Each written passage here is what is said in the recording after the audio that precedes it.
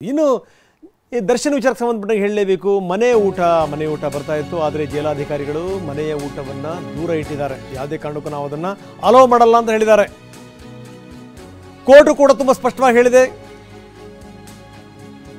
ಜೈಲೂಟ ಸಿಗುವಂಥ ಸಾಧ್ಯತೆಗಳು ತುಂಬ ಕಡಿಮೆ ಇದೆ ಅಂತ. 10 ದಿನಗಳಲ್ಲಿ ನಿರ್ಧಾರ ತೆಗೆದುಕೊಳ್ಳಲಿಕ್ಕೆ ಹೈಕೋರ್ಟ್ ಸೂಚನೆ ಕೊಟ್ಟಿತ್ತು. ಈ ಹಿನ್ನೆಲೆಯಲ್ಲಿ ದರ್ಶನ್ ಮನವಿಯನ್ನು ಜೈಲಾಧಿಕಾರಿಗಳು ನಿರಾಕರಿಸಿದ್ದಾರೆ. ಏನಾದರೂ ಅವರು ಒಪ್ಕೊಂಡಿದ್ರೆ ಮತ್ತೆ ಕೋರ್ಟ್ ಏನಾದರೂ ಹೇಳುವಂಥ ಅಪಾಯಗಳಿತ್ತು. ಆಯ್ತು ಸ್ವಾಮಿ, ನೀವು ಇವತ್ತಿನಿಂದ ಶುರು ಆಯ್ತಲ್ಲ, ಈಗ ಬೇರೆ ಬೇರೆಯವರಿಗೂ ಅದು ಬಂದುಬಿಟ್ರೆ ಆಯಿತು, ನಮ್ಮ ಮನೆಯಿಂದನೇ ಊಟ ಬರುತ್ತೆ ಅಂತ ಕೂತ್ಕೊಂಡ್ಬಿಟ್ರೆ ಗತಿ ಏನಾಗಬೇಕು?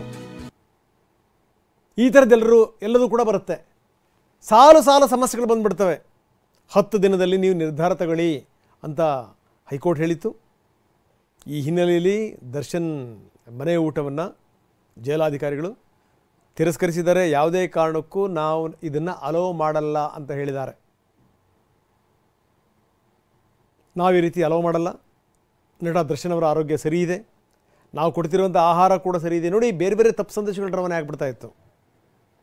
ಅಂದರೆ ಅಲ್ಲಿ ಜೈಲಿನ ಊಟವೇ ಸರಿ ಇಲ್ವೇನೋ, ಜೈಲಿನ ಊಟದಲ್ಲಿ ಪೌಷ್ಟಿಕಾಂಶತೆ ಇಲ್ವೇನೋ, ಇವೆಲ್ಲವೂ ಕೂಡ.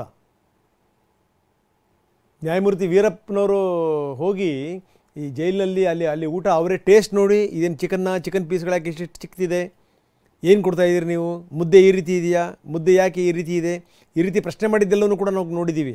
ಈಗ ಅವರು ಉಪಲೋಕಾಯುಕ್ತರು ಕೂಡ ಹೌದು. ಇಂಥದ್ರಲ್ಲಿ ತಪ್ಪು ಸಂದೇಶ ರವಾನೆ ಆಗಬಾರ್ದು ಅನ್ನುವಂಥ ಕಾರಣಕ್ಕೋಸ್ಕರ ಮನೆ ಊಟವನ್ನು ಜೈಲಾಧಿಕಾರಿಗಳು ನಿರಾಕರಿಸಿದ್ದಾರೆ.